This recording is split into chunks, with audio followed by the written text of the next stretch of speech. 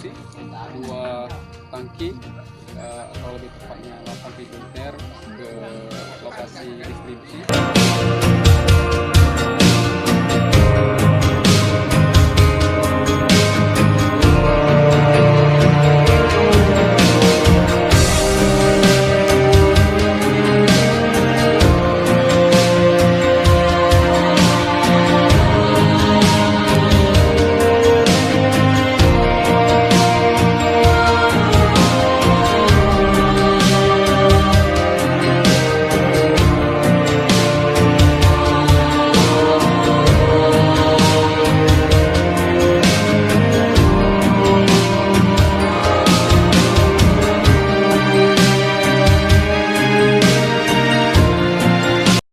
Di salah satu tempat pemandian desa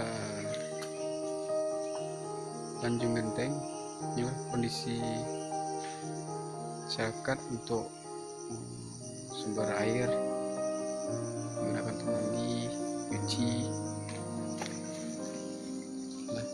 Agak kehitam-hitaman, tapi ini satu-satunya sumber untuk masyarakat.